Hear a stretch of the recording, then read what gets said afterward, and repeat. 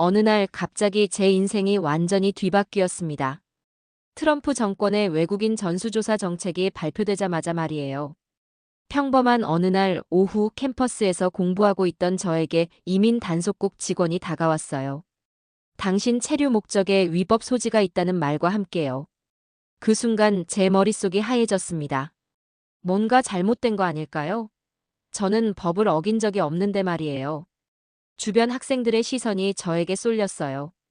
마치 범죄자를 보는 듯한 눈빛이었습니다. 그때까지만 해도 이게 제 인생을 송두리째 바꿀 사건의 시작인지 몰랐어요. 꿈꿔왔던 미국에서의 미래가 한순간에 무너져 내릴 줄은 더더욱 몰랐죠. 도대체 무슨 일이 벌어진 걸까요? 왜 저에게 이런 일이 생긴 건지, 그리고 이 절망적인 상황에서 저를 구해준 건 누구였을까요? 여러분도 궁금하시죠? 그럼 그때 그 이야기를 지금부터 들려드리겠습니다. 정말 믿기 어려운 일이었거든요. 본격 이야기 시작 전에 구독과 좋아요, 정중히 부탁드립니다. 매일 새로운 사연으로 여러분께 감동을 드리겠습니다. 제가 누구인지 간단히 말씀드릴게요. 저는 소피아, 프랑스에서 온 23살 유학생입니다. 국제경영학 석사 과정을 밟고 있어요. 그럼 바로 그 충격적인 순간으로 돌아가 보죠. 그날은 정말 평범한 화요일이었어요. 도서관에서 논문 자료를 찾고 있었습니다. 졸업을 불과 2달 앞두고 있던 시점이었거든요. 그런데 갑자기 어깨를 두드리는 손길이 느껴졌어요. 뒤돌아보니 정장을 입은 남성 2명이 서 있더라고요. 소피아 마르탱 맞습니까? 라고 물어보더군요. 네, 맞습니다만 무슨 일이세요? 라고 대답했죠. 그러자 그들은 신분증을 보여주며 말했어요. 저희는 이민 단속국 소속입니다. 당신과 이야기할 게 있어서 왔어요. 그 순간 제 심장이 멈출 것 같았습니다. 이민 단속국이라고요? 저는 합법적인 학생 비자를 가지고 있는데 말이에요. 뭔가 오해가 있는 것 같다고 말했어요. 하지만 그들의 표정은 단호했습니다. 당신 체류 목적에 위법 소지가 있습니다. 지금 당장 동행해 주시죠. 목소리가 차갑더라고요. 주변 학생들이 하나둘씩 저희를 쳐다보기 시작했어요. 수군거리는 소리가 들렸습니다. 저 프랑스 학생 뭔 일 생긴 거 아냐? 비자에 문제가 있나 보다. 저는 당황해서 물었어요. 도대체 무슨 문제가 있다는 건가요? 제가 뭘 잘못했다는 거죠? 하지만 그들은 자세한 설명을 거부했습니다. 일단 사무실로 가서 이야기하자고만 하더라고요. 책가방을 챙기면서 손이 떨렸어요. 주변 시선이 따가웠습니다. 마치 범죄자가 체포되는 것처럼 보였을 거예요. 평소 친하게 지내던 미국인 친구들도 멀찍이서 바라만 보고 있었어요. 아무도 다가와서 괜찮냐고 묻지 않았습니다. 복도를 걸어나가면서 머릿속이 복잡했어요. 설마 정말 제가 뭔가 법을 어긴 건 아니겠죠? 비자 서류는 모두 제대로 준비했는데 말이에요. 변호사도 통해서 완벽하게 처리했다고 했거든요. 캠퍼스를 벗어나며 뒤돌아봤어요. 지난 2년 동안 제 청춘을 바친 곳이었습니다. 도서관, 강의실, 카페테리아. 모든 게 선명하게 보였어요. 혹시 이게 마지막 일까 하는 불길한 생각이 들었습니다. 차 안에서 저는 계속 물었어요. 정확히 무슨 문제인지 알려주세요. 제가 알아야 해결할 수 있지 않겠어요? 하지만 돌아오는 대답은 차갑기만 했습니다. 곧 알게 될 겁니다. 이민사무소에 도착했을 때 제 다리가 후들거렸어요. 높은 철문과 경비원들이 위압적으로 느껴졌습니다. 이런 곳에 와본 적이 없었거든요. 평생 법을 어긴 적이 없다고 자신했는데 말이에요. 대기실에서 기다리며 생각했어요. 부모님께 연락드려야 할까? 아니면 학교 국제학생처에 도움을 요청해야 할까? 하지만 아직 상황 파악도 제대로 못한 상태였어요. 섣불리 연락했다가 괜한 걱정만 끼쳐드릴 수도 있고요. 1시간이 넘게 기다린 후에야 담당자를 만날 수 있었습니다. 중년의 여성 공무원이었는데 표정이 굉장히 딱딱했어요. 컴퓨터 화면을 보더니 고개를 절레절레 흔들더라고요. 소피아 마르탱 씨, 당신 기록에 문제가 있습니다. 학생 비자 발급 당시 제출한 서류에 허위 내용이 포함되어 있어요. 그 말을 듣는 순간 세상이 무너지는 기분이었어요. 허위 내용이라고요? 그럴 리가 없는데요. 구체적으로 뭘 말씀하시는 건가요? 라고 물었더니 당신이 제출한 재정증명서의 계좌번호가 실제와 다르다고 하더라고요. 그리고 추천서를 써준 교수의 서명도 의심스럽다는 거예요. 저는 깜짝 놀랐어요. 그럴 리가 없습니다. 모든 서류를 직접 준비했고 변호사도 검토했거든요. 분명히 오해가 있을 거예요. 하지만 담당자는 냉정했습니다. 오해든 실수든 상관없어요. 위법은 위법이니까요. 그 순간 제 인생이 한순간에 뒤바뀌는 것을 느꼈어요. 꿈꿔왔던 미국에서의 미래가 물거품이 되어버렸습니다. 졸업을 2달 앞둔 상황에서 이런 일이 생기다니요. 그날 밤 기숙사로 돌아왔을 때 저는 완전히 무너져 있었어요. 룸메이트 제시카가 걱정스럽게 물어봤습니다. 소피야, 무슨 일이야? 얼굴이 창백해 보여. 하지만 저는 제대로 대답할 수가 없었어요. 일단 혼자 있고 싶다고 말했습니다. 제시카는 이상해하면서도 자리를 비켜줬어요. 침대에 누워서 천장을 바라보며 생각했습니다. 도대체 어디서부터 잘못된 걸까? 다음 날 아침 일찍 변호사 사무실로 달려갔어요. 제 비자 신청을 도와줬던 스미스 변호사를 만나야 했습니다. 하지만 접수처에서 듣게 된 말은 충격적이었어요. 스미스 변호사는 더 이상 저희 사무소에 계시지 않습니다. 지난달에 그만두셨어요.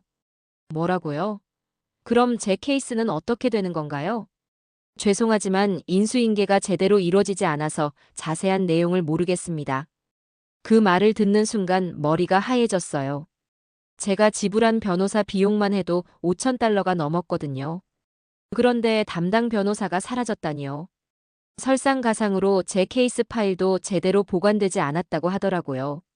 학교 국제학생처로 발걸음을 돌렸어요. 혹시라도 도움을 받을 수 있을까 해서요. 담당자인 존슨 씨를 만났는데 그의 반응은 예상과 달랐습니다. 미안하지만 소피야, 이건 학교가 개입할 수 있는 문제가 아니야. 개인적인 비자 문제니까 스스로 해결해야 해. 차가운 말투였어요.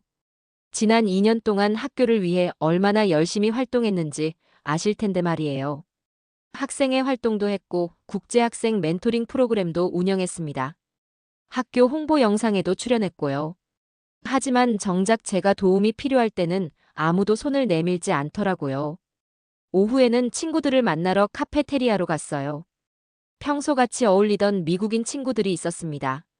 하지만 제가 다가가자 분위기가 어색해졌어요. 소피야, 너 이민청에서 조사받는다며? 무슨 일이야? 브리트니가 조심스럽게 물어봤어요. 저는 최대한 차분하게 설명했습니다. 오해일 거라고, 곧 해결될 거라고요. 하지만 친구들의 반응은 냉담했어요. 그래, 빨리 해결되면 좋겠네. 대화가 금세 끝나버렸습니다. 평소 같았으면 1시간도 넘게 수다를 떨었을 텐데 말이에요. 며칠이 지나면서 상황은 더욱 악화됐어요. 캠퍼스에서 저를 바라보는 시선들이 달라졌습니다. 수군거리는 소리가 들렸어요. 저 프랑스 학생 불법 체류자래. 곧 추방될 거래. 강의실에서도 마찬가지였어요. 평소 친하게 지내던 동급생들이 저와 거리를 두기 시작했습니다. 그룹 프로젝트에서도 슬그머니 제외시키더라고요. 마치 전염병 환자를 대하는 것 같았어요. 교수님들의 태도도 변했어요. 평소 저를 아껴주시던 마틴 교수님마저 시큰둥하게 반응하셨습니다. 소피야, 졸업까지 문제 없겠지? 혹시 중도에 그만둘 일은 없을 거지? 그 말씀을 듣는 순간 가슴이 아팠어요. 지난 2년 동안 최선을 다해 공부했는데 말이에요. A+를 받은 과목이 대부분이었고 학과에서도 우수학생으로 인정받았거든요. 저녁에 혼자 기숙사에서 울었어요. 룸메이트 제시카도 요즘 저를 피하는 것 같았습니다. 전에는 함께 영화도 보고 쇼핑도 다녔는데 이제는 인사만 하고 지나가더라고요. 부모님께 전화를 걸까 고민했어요. 하지만 걱정만 끼쳐드릴 것 같아서 차마 말씀드릴 수가 없었습니다. 프랑스에 계신 부모님이 아무리 걱정하셔도 여기서 직접 도와주실 수는 없으니까요. 그날 밤 창밖을 바라보며 생각했어요. 미국은 더 이상 내 꿈의 땅이 아니었어. 어릴 때부터 동경해왔던 이 나라에서 성공하고 싶었는데 말이에요. 하지만 현실은 너무나 냉혹했습니다. 다음 날 아침 또 다른 충격적인 소식을 들었어요. 이민청에서 연락이 온 거예요. 일주일 내에 추가 서류를 제출하지 못하면 학생 비자를 취소하겠다는 내용이었습니다. 추가 서류라는 게 뭔지도 명확하지 않았어요. 원본 재정증명서, 추천서 작성자의 직접 확인서, 그리고 변호사의 공증된 해명서까지. 일주일 안에 이 모든 걸 준비하라니요. 프랑스에 있는 은행에 연락해서 원본 서류를 요청했어요. 하지만 국제 우편으로 받으려면 최소 열흘은 걸린다고 하더라고요. 시간이 절대적으로 부족했습니다. 추천서를 써주신 교수님께 연락을 시도했어요. 하지만 연락이 닿지 않았습니다. 나중에 알고 보니 안식년으로 유럽 여행을 떠나신 상태였더라고요. 연락처도 남기지 않으시고요. 그 순간 정말 절망적이었어요. 모든 것이 동시에 무너져 내리는 기분이었습니다. 꿈꿔왔던 졸업장도 미국에서의 취업도 모든 계획이 물거품이 되어버렸어요. 하지만 포기할 수는 없었어요. 마지막까지 최선을 다해보기로 했습니다. 그런데 그때 제가 미처 예상하지 못한 일이 벌어졌어요. 바로 그 절망적인 순간에 뜻밖의 도움의 손길이 나타났던 거예요. 절망감에 빠져있던 저에게 한 가지 희망이 보였어요. 바로 변호사를 새로 구하는 것이었습니다. 인터넷으로 이민법 전문 변호사들을 찾아보기 시작했어요. 하지만 현실은 가혹했습니다. 첫 번째로 연락한 로펌에서 상담비만 $300를 요구하더라고요. 그것도 단순 상담비였어요. 실제 케이스를 맡으려면 최소 $10,000는 필요하다고 했습니다. 제가 가진 돈으로는 턱없이 부족한 금액이었어요. 두 번째 변호사 사무실도 마찬가지였습니다. 전화로 간단히 설명하자마자 바로 비용 이야기가 나왔어요. 이런 복잡한 케이스는 최소만 $5,000는 들어간다고 하더라고요. 성공 보장도 없으면서 말이에요. 세 번째로 찾아간 곳은 좀 더 저렴한 변호사 사무실이었어요. 하지만 그 변호사를 만나자마자 불안감이 들었습니다. 사무실도 허름했고 변호사도 경력이 짧아 보였어요. 당신 케이스를 보니까 승산이 별로 없어 보이네요. 서류에 허위 기재가 있다면 어쩔 수 없죠. 첫 만남부터 패배주의적인 말을 하더라고요. 이런 변호사에게 제 인생을 맡길 수는 없었어요. 마지막으로 찾아간 곳에서 뼈아픈 현실을 들었습니다. 돈 없으면 내 권리도 없어. 그 변호사가 직설적으로 말하더라고요. 미국에서는 돈이 곧 정의라는 냉혹한 진실을 깨달았어요. 변호사 사무실에서 나오는 길에 정말 막막했습니다. 학비와 생활비로 이미 빠듯한 상황에서 변호사 비용까지 감당할 여력이 없었어요. 부모님께 도움을 요청하기에는 금액이 너무 컸고요. 카페에 앉아서 커피 한 잔으로 몇 시간을 보냈어요. 주변 사람들은 모두 행복해 보였습니다. 웃으며 대화하고 미래에 대한 계획을 세우고 있었어요. 저만 혼자 절벽 끝에 선 기분이었어요. 그런데 그때였어요. 누군가 제 앞에 조심스럽게 다가와서 말을 걸었습니다. 혹시 소피아 씨 맞나요? 뒤돌아보니 아시아계 남학생이 서 있더라고요. 처음 보는 얼굴이었어요. 저는 민준이라고 합니다. 한국에서 온 유학생이에요. 그가 자신을 소개했어요. 소피아 씨 상황을 들었는데 혹시 제가 도움을 드릴 수 있을까 해서요. 갑작스러운 제안에 당황했습니다. 어떻게 제 사정을 아시는 거죠? 라고 물었더니 캠퍼스가 좁아서 소문이 빨리 퍼진다고 하더라고요. 그리고 자신도 비슷한 경험이 있어서 도움을 주고 싶다고 했어요. 민준이라는 이름의 한국인 학생은 차분하고 진실한 느낌을 줬어요. 하지만 저는 여전히 경계심을 늦출 수 없었습니다. 왜 갑자기 모르는 사람이 도움을 주겠다는 걸까요? 제가 도울 수 있는 게 몇 가지 있어요. 우선 이민법에 대해서 아는 변호사를 소개해 드릴 수 있고 서류 번역도 도와드릴 수 있습니다. 민준의 말에 마음이 조금 열렸어요. 정말 도와주시겠다는 건가요? 대가는 바라지 않으시고요. 저는 의심스럽다는 표정을 감추지 못했어요. 그동안 너무 많은 사람들이 저를 외면했거든요. 민준은 미소를 지으며 말했습니다. 대가 같은 거 바라지 않아요. 그냥 어려울 때 서로 도우는 게 당연한 거 아닌가요? 그의 말에는 진심이 담겨 있는 것 같았어요. 하지만 여전히 마음 한구석에서는 의심이 사라지지 않았습니다. 정말 순수한 마음으로 도우려는 걸까요? 아니면 다른 의도가 있는 걸까요? 요즘 사람들이 저를 대하는 태도를 보면서 누구도 믿기 어려웠거든요. 민주는 제 망설임을 눈치챘는지 더 이상 강요하지 않았어요. 생각해보시고 연락주세요. 제 번호 남겨드릴게요. 그리고는 종이에 전화번호를 적어서 건네주었습니다. 그날 밤 기숙사에서 민준이 주고 간 종이를 바라봤어요. 정말 믿어도 될까요? 지금 상황에서는 지푸라기라도 잡고 싶은 심정이었습니다. 하지만 동시에 조심스러웠어요. 다음 날 아침 용기를 내어 민준에게 전화를 걸었어요. 정말 도와주시겠다면 감사하게 받아들이겠습니다. 그 말을 듣고 민준은 기뻐하는 목소리로 대답했어요. 좋습니다. 우선 만나서 자세한 이야기를 들어보죠. 오늘 오후에 시간 되시나요? 저는 조금씩 희망을 품기 시작했어요. 혹시 정말 이 절망적인 상황을 벗어날 수 있을까요? 만남 장소는 학교 근처의 조용한 카페였어요.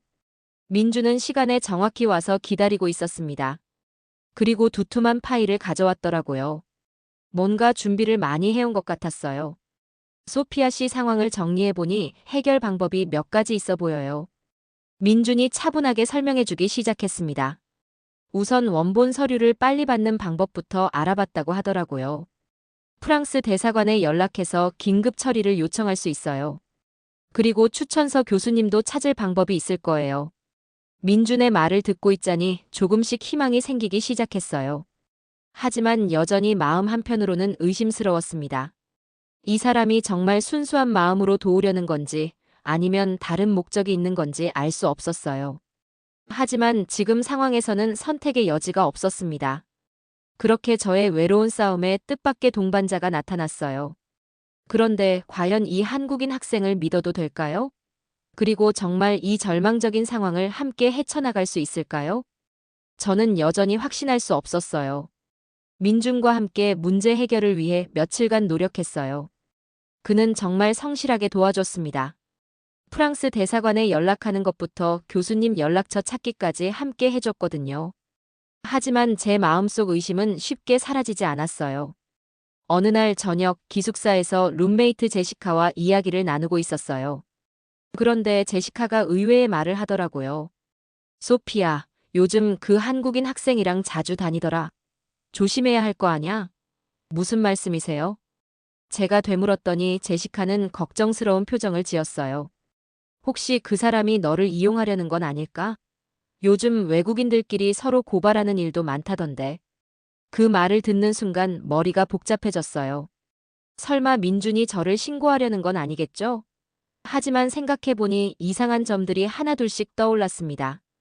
왜 갑자기 모르는 사람이 저에게 도움을 주려고 했을까요? 다음 날 민준과 만날 약속이 있었어요. 하지만 가는 길에 계속 의심스러운 생각이 들었습니다. 혹시 민준이 저와 함께 다니는 모든 일들을 누군가에게 보고하고 있는 건 아닐까요? 카페에서 민준을 만났는데 평소와 달리 어색했어요. 제가 경계하는 것을 눈치챘는지 민준도 어색해하더라고요. 소피아 씨, 혹시 무슨 일 있으세요? 표정이 안 좋아 보이는데요. 민준이 걱정스럽게 물어봤어요. 저는 직접적으로 묻기로 했습니다. 민준 씨, 솔직히 말씀해 주세요. 왜 저를 도와주시는 거예요? 정말 아무 데 가도 바라지 않고요. 제 목소리가 차갑게 나왔어요. 민준은 당황한 표정을 지었어요. 갑자기 왜 그러세요? 저는 그냥 도움이 필요한 사람을 도우려는 거예요. 하지만 저는 더 추궁했습니다. 혹시 저를 신고하려는 건 아니죠? 그 말을 듣고 민준의 얼굴이 굳어졌어요. 설마 그런 생각을 하신 건가요? 저는 절대 그런 사람이 아니에요. 하지만 저는 여전히 의심스러웠습니다. 요즘 같은 시대에 누구를 믿을 수 있겠어요? 민주는 한숨을 쉬며 말했어요. 소피아 씨가 그런 생각을 하신다면 더 이상 도움을 드리기 어려울 것 같네요. 신뢰가 없으면 함께 일할 수 없으니까요.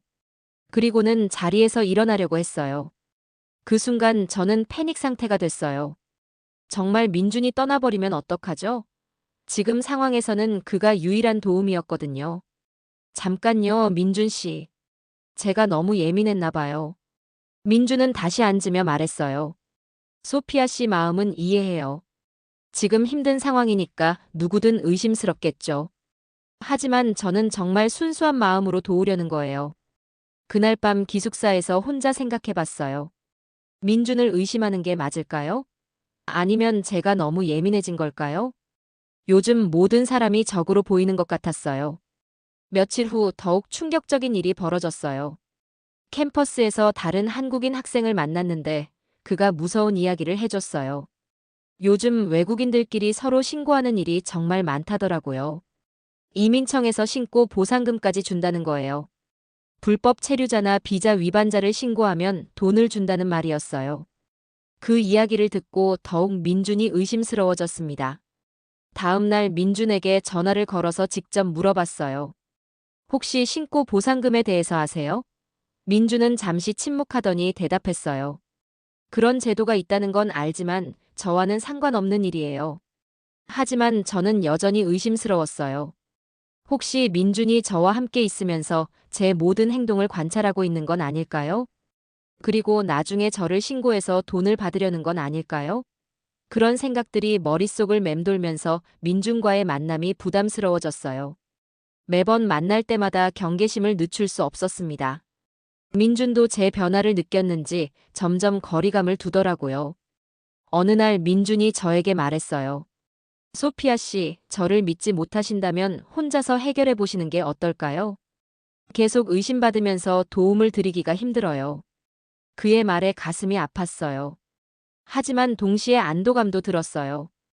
혹시 민준이 포기하고 떠나는 게 나을 수도 있겠다는 생각이 들었거든요.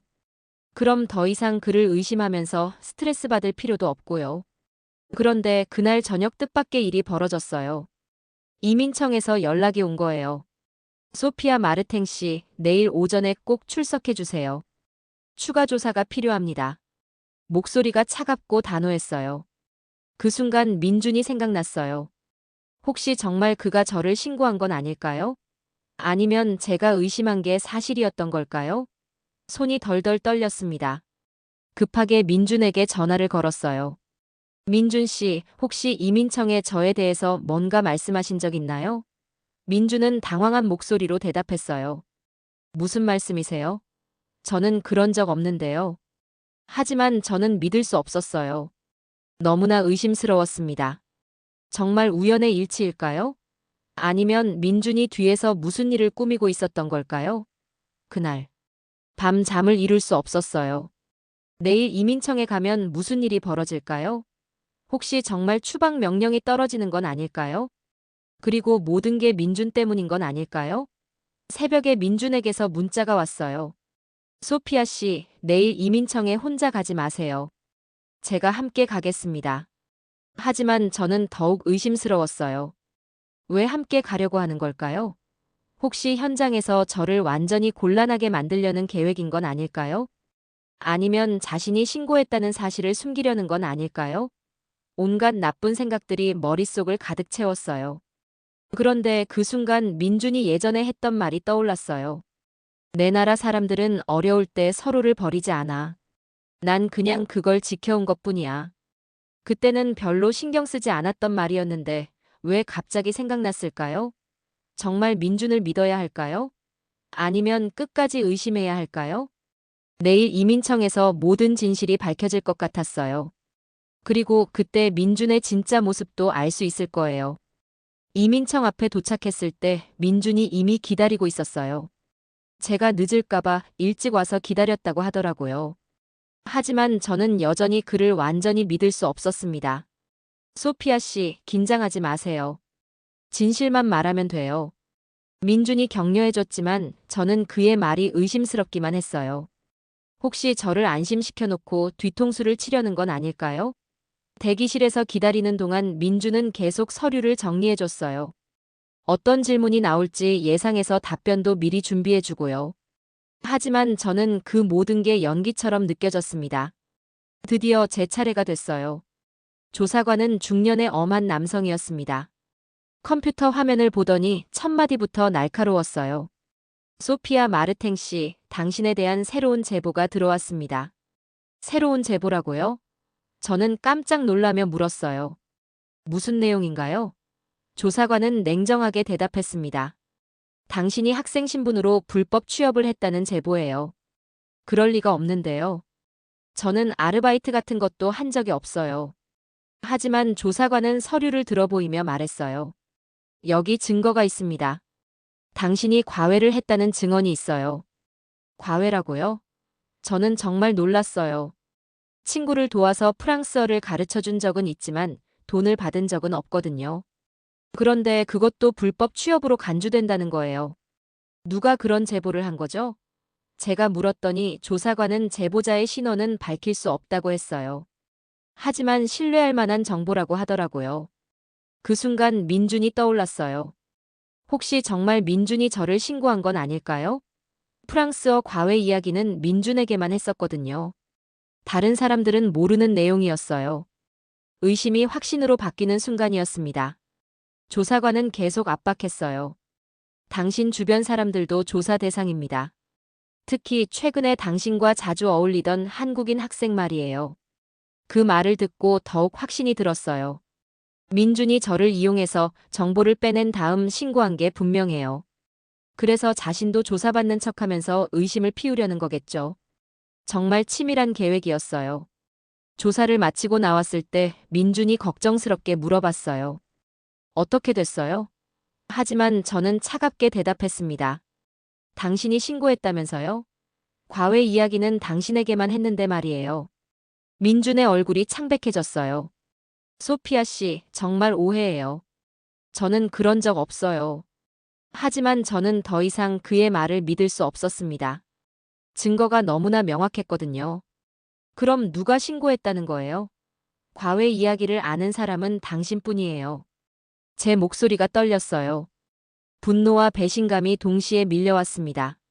민주는 필사적으로 해명했어요. 정말 저는 아니에요. 혹시 다른 방법으로 알려진 건 아닐까요? 하지만 저는 들을 마음이 없었어요. 모든 게 너무나 명확했으니까요. 그날부터 민준과 연락을 끊었어요. 전화도 받지 않고 문자도 읽지 않았습니다. 배신감이 너무 컸거든요. 정말 순수하게 도우려는 줄 알았는데 결국 저를 이용한 거였어요. 며칠 후 더욱 절망적인 소식이 들려왔어요. 불법 취업 혐의까지 추가되면서 상황이 더욱 악화된 거예요. 이제 정말 추방이 확실해 보였습니다. 하지만 그때 뜻밖의 일이 벌어졌어요. 민준이 이민청에 직접 찾아갔다는 소식을 들었거든요. 그것도 저를 위해서 증언하러 갔다는 거예요. 도대체 무슨 일인지 이해할 수 없었어요. 나중에 알고 보니 민준이 조사관에게 이렇게 말했다고 해요. 소피아 씨는 과외로 돈을 받은 적이 없습니다. 제가 직접 확인했거든요. 그리고 신고자는 따로 있어요. 민준은 실제 신고자가 누구인지 알아냈다고 했어요. 바로 제 룸메이트 제시카였던 거예요. 제시카가 저를 질투해서 거짓 신고를 한 거였습니다. 그 사실을 알았을 때 정말 충격이었어요. 그동안 민준을 의심하고 원망했는데 정작 배신자는 가장 가까운 곳에 있었던 거예요. 제시카는 제가 민준과 친해지는 걸 못마땅해 했던 거였어요. 민준은 제시카의 거짓 증언을 반박하기 위해 증거까지 준비했다고 해요. 제가 과외를 했다는 시간에 도서관에서 공부하고 있었다는 걸 증명할 수 있는 자료들을 모은 거예요. 더 놀라운 건 민준이 자신의 신분까지 위험에 빠뜨리면서 저를 도왔다는 거예요. 조사관들 앞에서 증언하는 것 자체가 자신에게도 불리할 수 있는 일이었거든요. 그때서야 깨달았어요. 민준은 정말 순수한 마음으로 저를 도우려 했던 거예요. 그런데 저는 그를 의심하고 배신자로 몰아갔던 거죠. 얼마나 마음이 아팠을까요? 급하게 민준에게 연락을 시도했어요. 하지만 이미 늦었어요. 민준은 제 전화를 받지 않았습니다. 그동안 너무 상처를 준 게 아닐까요? 다시 믿어달라고 말할 자격이 있을까요? 그런데 바로 그때 민준에게서 문자가 왔어요. 소피아 씨, 사실을 밝히는 게 우리가 할 수 있는 유일한 길입니다. 포기하지 마세요. 짧은 문자였지만 큰 감동이었어요. 민준은 여전히 저를 도우려 하고 있었어요. 제가 그렇게 의심하고 상처를 줬는데도 말이에요. 그의 마음이 얼마나 넓은지 새삼 느꼈습니다. 민준의 증언에도 불구하고 상황은 나아지지 않았어요. 이민청은 여전히 강경한 입장을 유지했습니다. 비록 불법 취업 혐의는 해소됐지만 초기 서류 문제는 여전히 남아 있었거든요. 그리고 마침내 두려워하던 그 순간이 찾아왔어요. 출국 명령장이 떨어진 거예요. 일주일 내에 미국을 떠나라는 공식 통보였습니다. 손에 든 서류가 떨렸어요. 기숙사로 돌아와서 짐을 싸기 시작했어요.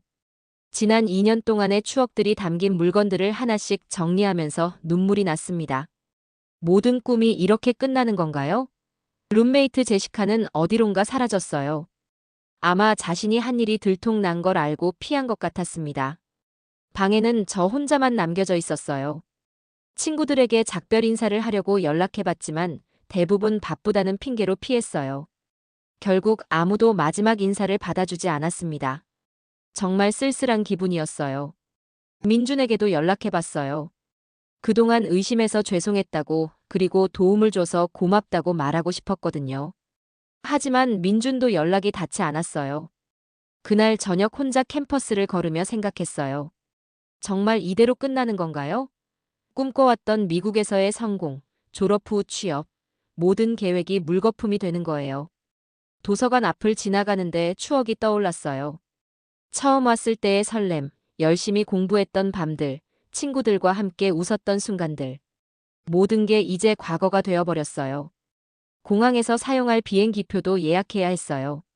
프랑스로 돌아가는 편도 항공권이었습니다. 클릭하는 순간 정말 모든 게 끝나는 기분이었어요. 부모님께 전화를 걸어야 했어요.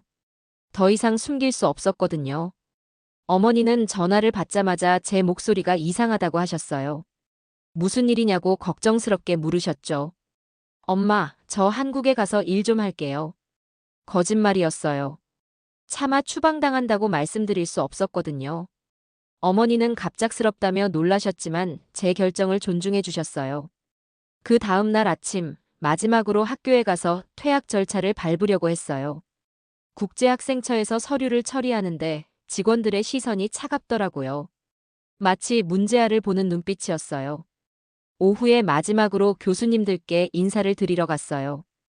그나마 마틴 교수님만이 안타까워하시며 격려해 주셨어요. 좋은 경험이었을 거야, 소피아. 앞으로도 포기하지 말고. 저녁 무렵 기숙사로 돌아오는데 로비에서 누군가 기다리고 있었어요. 가까이 가보니 정장을 입은 아시아계 남성이었습니다. 처음 보는 얼굴이었어요. 소피아 마르탱 씨 맞나요? 저는 한국 대사관에서 나왔습니다. 한국 대사관이라고요? 갑작스러운 방문에 당황했어요. 무슨 일로 저를 찾으신 건가요? 한국 학생이 당신 사건에 대해 저희에게 도움을 요청했어요. 그래서 외교 채널을 통해 이 문제를 검토해보고 있습니다. 그 말을 듣고 눈이 커졌어요. 한국 학생이라면 민준을 말하는 건가요? 민준 씨가 직접 대사관에 찾아와서 당신 상황을 설명했어요. 그리고 부당한 처우를 받고 있다고 항의했습니다. 정말 믿기 어려웠어요. 민준이 그런 일까지 해준 거예요? 현재 저희가 미국 이민청과 협의 중입니다. 한국 정부 차원에서 이 문제에 관심을 갖고 있다는 걸 알려드리고 싶어서 왔어요. 희망의 빛이 보이기 시작했어요.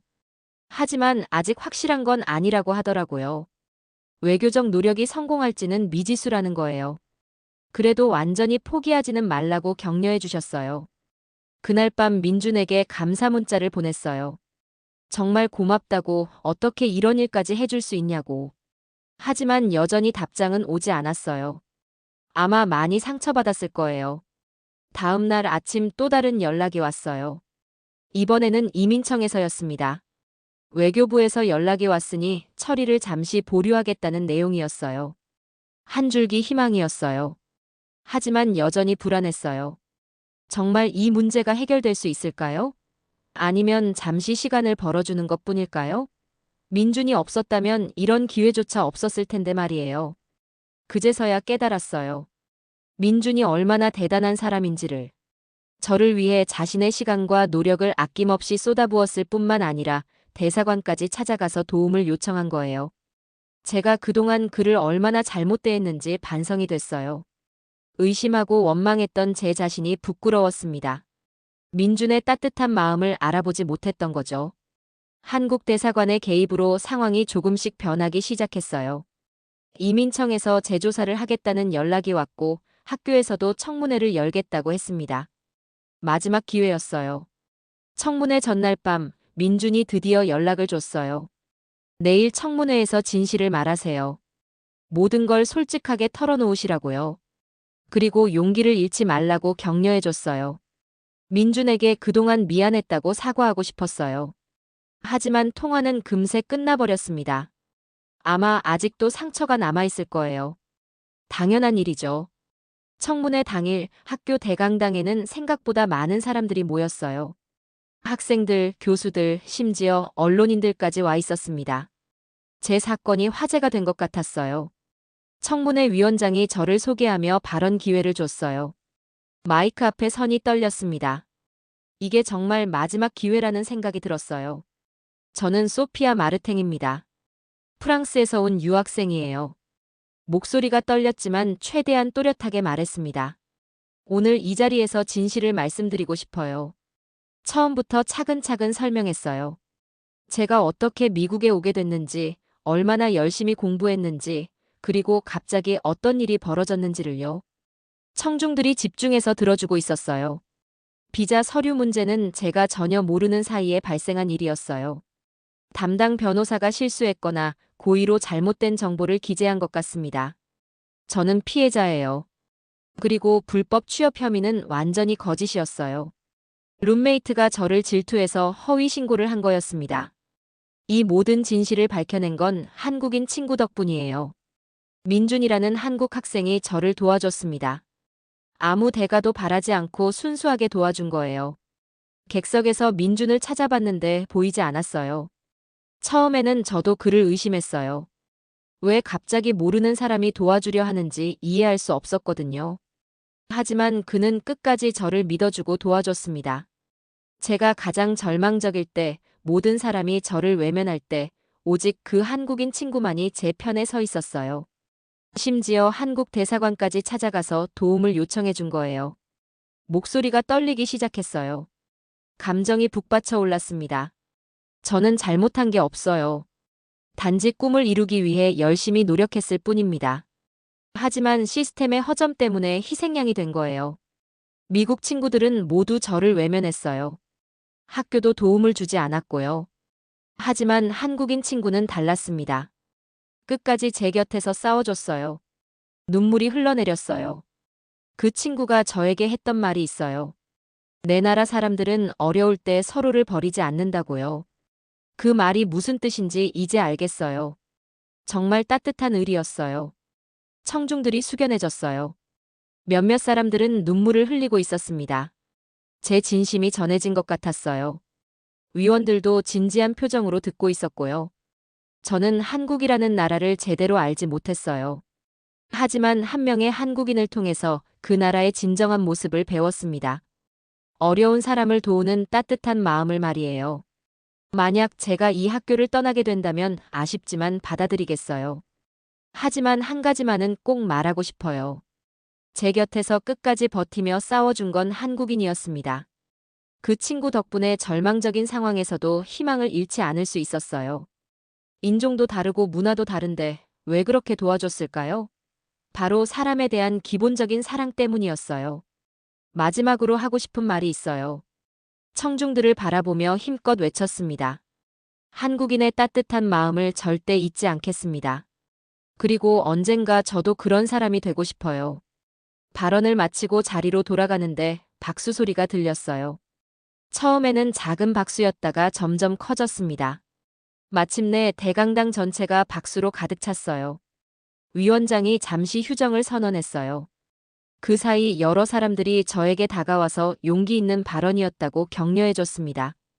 기자들도 인터뷰를 요청했어요. 한 기자가 물어봤어요. 한국인 친구에 대해서 더 자세히 말해줄 수 있나요? 저는 민준의 이야기를 자세히 들려줬습니다. 그가 얼마나 훌륭한 사람인지를요. 다른 기자는 한국에 대한 인상이 바뀌었는지 물어봤어요. 네, 완전히 바뀌었어요. 한국은 정말 따뜻한 나라예요. 한 사람을 통해서 전체를 알 수는 없지만 분명히 특별한 나라인 것 같아요. 휴정이 끝나고 심의 결과가 발표됐어요. 위원회는 제 주장을 받아들여 재조사를 권고한다고 했습니다. 완전한 승리는 아니었지만 희망적인 결과였어요. 청문회가 끝나고 나오는데 민준이 기다리고 있었어요. 언제 왔는지 모르겠지만 제 발언을 들었다고 하더라고요. 고생 많으셨다며 미소를 지어줬어요. 민준 씨, 정말 죄송해요. 그동안 의심해서요. 눈물이 났어요. 민준은 괜찮다며 손을 흔들었습니다. 이해한다고, 그런 상황에서는 누구든 그럴 수 있다고요. 오늘 발언 잘하셨어요. 진심이 전해졌을 거예요. 민준의 격려에 힘이 났어요. 정말 끝까지 저를 믿어주고 지지해준 거예요. 그날 저녁 뉴스에서 제 이야기가 나왔어요. 한국인 학생의 도움으로 위기를 극복하려는 프랑스 유학생이라는 제목이었습니다. 민준의 이름도 언급됐어요. 인터넷에도 관련 기사들이 올라왔어요. 댓글들을 보니 대부분 저를 응원해주는 내용이었습니다. 특히 한국인들의 반응이 뜨거웠어요. 민준을 자랑스러워 하더라고요. 한국 언론에서도 이 소식을 다뤘다고 해요. 해외에서 어려움에 처한 외국인을 도운 한국 학생의 이야기로 소개됐다고 하더라고요. 민준이 유명해진 거예요. 그날 밤 민준과 오랜만에 제대로 된 대화를 나눴어요. 그동안 얼마나 힘들었는지, 왜 끝까지 저를 도와줬는지 물어봤습니다. 민준은 담담하게 대답했어요. 사람이 어려울 때 도우는 건 당연한 거죠. 국적이 다르다고 해서 외면할 수는 없어요. 그의 말에 또 감동받았어요. 그리고 한국 문화에 대해서도 설명해줬어요. 정이라는 개념, 서로 돕고 사는 공동체 문화, 어려운 사람을 그냥 지나치지 못하는 마음씨 등등. 정말 배울 점이 많은 문화였어요. 청문회 이후 상황이 급속도로 변하기 시작했어요. 언론의 관심이 높아지면서 이민청도 신중하게 검토하겠다고 발표했습니다. 한국 대사관의 지속적인 노력도 효과를 보고 있었어요. 청문회 일주일 후 기적 같은 일이 벌어졌어요. 이민청에서 연락이 온 거예요. 재조사 결과 제 비자 문제가 행정실수로 판명됐다는 내용이었습니다. 정말 믿기 어려웠어요. 담당 변호사의 고의적인 서류 조작이 밝혀진 거예요. 그 변호사는 이미 다른 사건들로도 조사를 받고 있는 상태였다고 하더라고요. 저는 완전한 피해자였던 거죠. 불법 취업 혐의도 완전히 무혐의 처분됐어요. 제시카의 거짓 증언이 확인됐고 오히려 그녀가 허위 신고 혐의로 조사받게 됐습니다. 정의가 실현된 기분이었어요. 가장 놀라운 건 학생 비자가 복원됐다는 거예요. 게다가 졸업까지 문제없이 공부할 수 있게 됐습니다. 꿈만 같았어요. 정말 포기했었는데 기적이 일어난 거죠. 학교에서도 공식 사과문을 발표했어요. 국제 학생에 대한 지원이 부족했다는 걸 인정하고 앞으로 개선하겠다고 했습니다. 제 사건이 변화의 계기가 된 거예요. 첫 번째로 민준에게 연락했어요. 정말 고맙다고, 그가 없었다면 불가능했을 일이라고 말했습니다. 민준은 축하한다며 기뻐해줬어요. 함께 기뻐할 수 있어서 더욱 의미 있었어요. 그날 저녁 민준과 만나서 감사 인사를 제대로 드렸어요. 정말 어떻게 감사를 표현해야 할지 모르겠다고 했더니 민준은 웃으며 대답했어요. 소피아 씨가 행복하면 그것만으로도 충분해요. 그리고 언젠가 다른 사람이 어려울 때 도와주시면 돼요. 그게 바로 한국식 의리거든요. 정말 멋진 생각이었어요. 민준에게 한국에 대해 더 많이 알고 싶다고 말했어요. 한국어도 배우고 싶고 한국 문화도 체험해보고 싶다고요. 민준은 기꺼이 가르쳐 주겠다고 했어요. 며칠 후 캠퍼스 분위기가 완전히 바뀌었어요. 사람들이 저를 보는 시선이 달라졌습니다. 동정이나 경계가 아니라 존경과 관심의 눈빛이었어요. 많은 학생들이 저에게 축하 인사를 건네줬어요. 용기 있게 싸워서 이겨냈다고, 정말 대단하다고 말해줬습니다. 특히 다른 국제 학생들의 반응이 뜨거웠어요. 교수님들도 달라졌어요. 마틴 교수님은 저를 따로 불러서 앞으로 더 좋은 기회를 주겠다고 약속해 주셨어요. 연구 프로젝트에도 참여시켜 주겠다고 하시더라고요. 가장 인상 깊었던 건 다른 한국인 학생들의 반응이었어요. 민준이 한국인의 위상을 높여줬다며 자랑스러워했습니다. 정말 민족적 자부심을 느끼는 것 같았어요. 미국 언론에서도 계속 관심을 보였어요. 후속 기사들이 나오면서 한국인의 따뜻한 마음이 부각됐습니다. 한국에 대한 미국인들의 인식이 조금씩 바뀌는 것 같았어요. 한국 언론은 더욱 뜨거웠어요. 민준이 한국의 위상을 높였다며 연일 보도했습니다. 해외에서 한국인의 선한 영향력을 보여준 사례라고 평가했어요. 몇 주 후 한국 대사관에서 감사 만찬을 열어줬어요. 저와 민준을 초대해서 공식적으로 감사를 표한다고 했습니다. 정말 영광스러운 자리였어요. 대사님이 직접 말씀해 주셨어요. 민준 군 같은 학생이 있어서 한국이 자랑스럽다고요. 그리고 저에게도 한국을 이해해주고 알려줘서 고맙다고 하시더라고요. 그 자리에서 저는 공식적으로 말씀드렸어요. 당신의 나라 한국, 그 따뜻한 의리가 저를 살렸습니다. 정말 진심이었어요. 한국이라는 나라에 대한 제 인식이 완전히 바뀌었거든요. 만찬이 끝나고 민준과 함께 캠퍼스를 걸었어요. 몇 달 전만 해도 절망으로 가득했던 이 길이 이제는 희망으로 느껴졌습니다. 모든 게 꿈만 같았어요. 민준에게 물어봤어요. 정말 왜 저를 도와준 거예요? 이해할 수 없어요. 민준은 잠시 생각하더니 대답했습니다. 제가 처음 미국에 왔을 때도 힘들었거든요. 그때 도움을 받았던 기억이 있어요. 한국인이 아닌 다른 나라 사람한테서요. 그래서 이번에는 제가 도울 차례라고 생각했어요. 그게 바로 한국 사람들의 마음인 것 같아요. 받은 만큼 돌려주고 어려운 사람을 보면 그냥 지나치지 못하는 거죠. 그런 문화 속에서 자란 거예요. 그 말을 듣고 정말 감동받았어요. 개인의 선함이 아니라 문화적 배경에서 나온 자연스러운 행동이었던 거죠. 한국이라는 나라가 얼마나 따뜻한 곳인지 새삼 느꼈어요. 몇 달이 지나면서 저는 정말 열심히 한국어를 배웠어요. 민준이 가르쳐준 덕분에 기본적인 대화는 할 수 있게 됐습니다. 한국 문화에 대해서도 많이 알게 됐고요. 졸업을 앞두고 진로를 고민할 때였어요. 여러 회사에서 취업 제안이 들어왔는데 그중에 한국 기업도 있었습니다. 정말 고민됐어요. 민준에게 조언을 구했더니 뜻밖의 대답을 해줬어요. 한국에서 일해보는 것도 좋을 것 같다고요. 한국을 직접 경험해보면 더 많은 걸 배울 수 있을 거라고 하더라고요. 결국 한국 기업의 제안을 받아들이기로 했어요. 서울에서 일하게 된 거죠. 정말 인생의 큰 전환점이었습니다.